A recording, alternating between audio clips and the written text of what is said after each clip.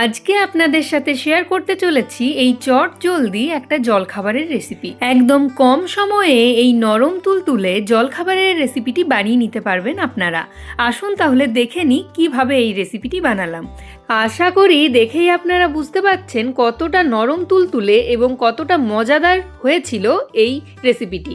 চলুন তাহলে কিভাবে বানাচ্ছি আপনাদের সাথে শেয়ার করি। এর জন্য নিয়ে নিয়েছিলাম রেড বেল পেপার, গাজর, নিয়ে নিয়েছিলাম পেঁয়াজ কুচোনো, ধনেপাতা কুচোনো এবং পরিমাণ মতো লঙ্কা। এর জন্য প্রথমে দুটো ডিমকে আমি ফাটিয়ে নেব। ডিমগুলো ফাটানো হয়ে গেলে দিয়ে দেবো পরিমাণ মতো নুন, এবং নুন দেওয়ার পরে দিয়ে দিচ্ছি একটু মতো মিট মশলা। মিট মশলাটা দিয়ে ডিমগুলো ভালোভাবে ফেটিয়ে নেব।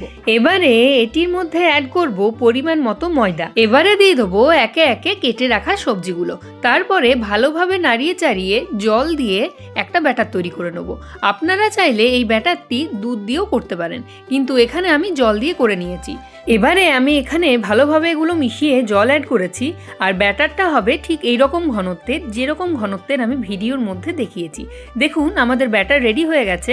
এবারে গরম প্যানের মধ্যে চাইলে আপনারা ঘিও ব্রাশ করতে পারেন। ঘি বা ওয়েল ব্রাশ করার পরে দিয়ে দেবো 1 হাতা পরিমাণে ওই ব্যাটারটি, এবং এই রকমভাবে চারিদিকে ছড়িয়ে দেবো। এবারে লো টু মিডিয়াম ফ্লেমে দুটো পিঠ ভালোভাবে সেঁকে নিলেই তৈরি আমাদের এই নরম তুলতুলে জলখাবারের রেসিপিটি। খুবই কম সময়ের মধ্যে চটজলদি আপনারা এই জলখাবারটি বানিয়ে নিতে পারবেন।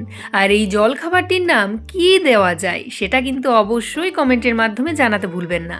ভিডিওটি ভালো লাগলে অবশ্যই লাইক, শেয়ার এবং সাবস্ক্রাইব করে দেবেন। নতুন ভিডিও আসছে খুব শীঘ্রই।